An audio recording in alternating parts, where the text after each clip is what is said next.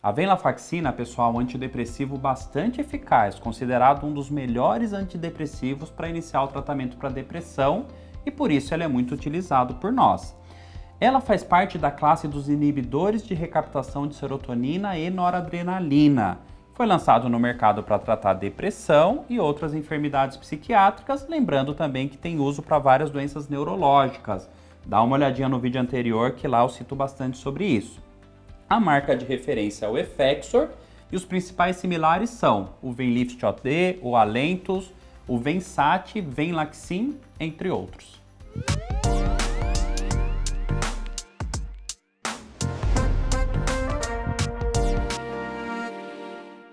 Bom, pessoal, eu sou a doutora Maria Fernanda, sou médica psiquiatra. Pessoal, tudo jóia? Dr. Saulo, médico neurologista. Não conhece? Não esquece de seguir o canal, deixa aí um joinha para ajudar a gente.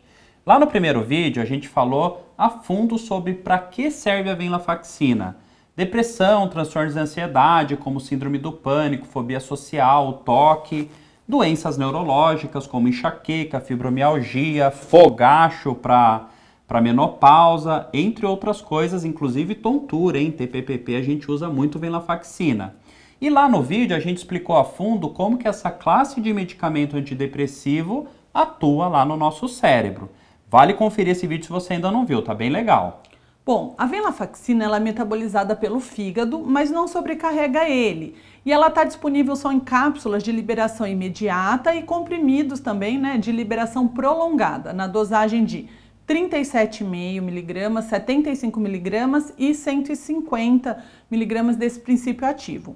É um medicamento que tem que ser engolido inteiro, não pode ser partido ou mastigado. E a dosagem terapêutica dele vai variar de 37,5 mg, isso daí é só em alguns pequenos casos, mais para TPM e outros casos, que é a dose mínima, até 225 mg, que é a dose máxima pela bula.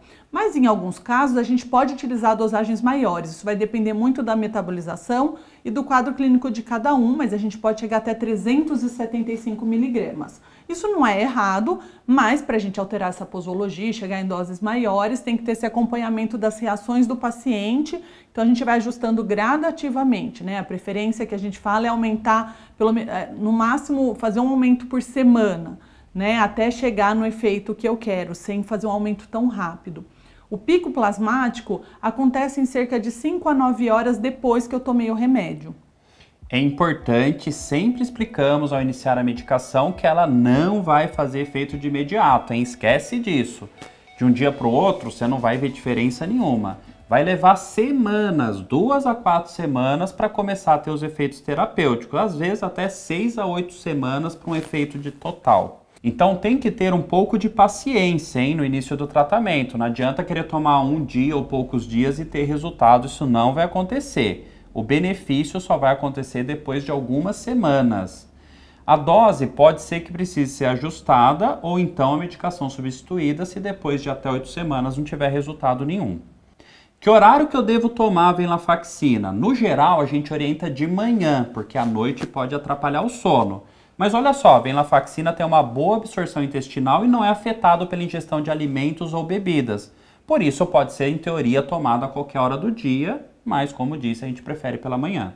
Em relação aos efeitos colaterais, no caso da venlafaxina, a sua segurança conta com respaldo de vários estudos, no quais apenas mais ou menos 6% das pessoas tratadas tiveram esses efeitos. E aí, quais seriam eles, né? Primeiro, a gente tem que falar dos efeitos de adaptação, que pode acontecer com qualquer antidepressivo que se use. E quando a gente fala podem, não significa que vão acontecer. Mas se acontecerem, normalmente são transitórios e passam alguns dias. Eles, quando acontecem principalmente nas primeiras 2 semanas de tratamento. Em relação à venlafaxina, os sintomas, né, os efeitos colaterais mais comuns incluem tontura, dor de cabeça, náusea, enjoo, dor de estômago, por isso que a gente fala que é importante tomar após comer algo, principalmente se for apresentação em cápsula, boca seca, tremor e transpiração diurna ou noturna. Os pacientes se referem, nossa, eu tô suando muito mais depois que eu comecei a usar a venlafaxina. Ela pode aumentar inicialmente um pouco a irritabilidade, a ansiedade, e por isso nos pacientes ansiosos, muitas vezes nós começamos com uma dosagem mais baixa. No geral, é um remédio muito bem tolerado pelo organismo para a maior parte das pessoas, não dando sono ou sedação, nem ganho de peso. é muito raro ter esses efeitos colaterais. Mas é importante ressaltar que, como ela tem uma ação sobre a noradrenalina, ela pode ocasionar o aumento de pressão arterial em alguns pacientes, principalmente quando a gente usa doses mais altas, aquelas acima de 225 miligramas. E por isso a gente tem que fazer a monitorização da pressão arterial. É super importante, a gente não pode esquecer. Bom, como todo antidepressivo, a venlafaxina também pode influenciar na parte sexual. Na verdade, todo antidepressivo pode dar efeito colateral sexual. Alguns têm mais chance, outros menos chance. Mas isso é menos comum na venlafaxina do que com os antidepressivos serotoninérgicos, por exemplo, sertralina ou paroxetina. Quando ocorre, ela gera retardo ou dificuldade para atingir o orgasmo, dificuldade de ereção ou ejaculação, diminuição da lubrificação nas mulheres e diminuição da libido, que pode desaparecer por completo ou ficar mais lentificada, precisando de mais insistência para poder ocorrer. Caso você tenha apresentado algum desses sintomas, calma, não desespera de começo. Muitas vezes, o desejo sexual volta assim que o corpo se adapta à medicação com 1, 2 meses de tratamento. Mas se não voltar, calma de novo, porque suspendendo, fazendo o desmame da medicação, volta tudo ao normal, ou seja, não é um efeito permanente. E o que eu faço quando eu esquecer de tomar a venlafaxina? Tome assim que lembrar e reinicie o esquema de uso do medicamento, mas ao mesmo tempo nunca tome 2 doses de uma única vez para compensar o esquecimento, tá? E aqui é importante a gente falar sobre uma particularidade importante da venlafaxina nessa aula que merece cuidado e que quem faz uso dela sabe bem o que é isso, que é em relação à síndrome da descontinuação, que acontece quando a gente interrompe o uso do medicamento de uma vez. Quando, por exemplo, a gente esquece de tomar o remédio. A pessoa fica com muito enjoo, chegando até a vomitar, com tontura, dor de cabeça, tremor, sensação de cabeça vazia, né, de como se estivesse andando nas nuvens, fica mais sensível à luz e chega a ter até insônia. Esses sintomas, eles podem começar em algumas horas, que a pessoa ficou sem tomar o remédio, e até 3 dias a partir da interrupção do tratamento. E frequentemente eles desaparecem até a 2ª semana. Então, fiquei 2 semanas ali sem o tratamento, eles vão desaparecendo. E é por esse motivo que quando vamos retirar a venlafaxina, nós vamos fazendo isso de uma forma muito lenta, reduzindo um pouquinho da dose a cada semana ou até quinzena. E por isso você não tem que interromper o uso dela de uma vez. A gente fala que alguns remédios, elas lembram a pessoa quando esquece. A venlafaxina é um desses. Então a pessoa esquece de tomar, dali algumas horas começa esses efeitos chatinhos. E aí curioso, né? Que a pessoa toma, em 40 minutos, 1 hora, como se tirasse com a mão, porque volta lá toda a estrutura química do remédio no cérebro. Tudo bem, a venlafaxina pode ser utilizada tanto nos adultos quanto em idosos. Mas nessa população precisamos ficar um pouquinho atentos àquela questão da pressão que a Maria Fernanda comentou.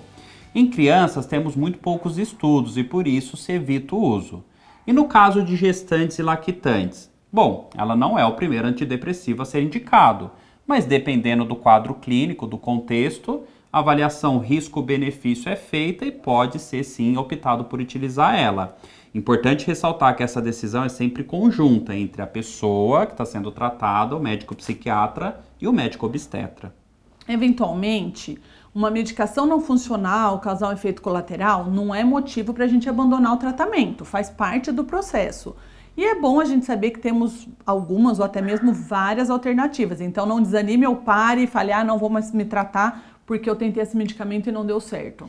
Pessoal, ressaltar aqui que fazer uso da venlafaxina sem indicação médica é uso indevido.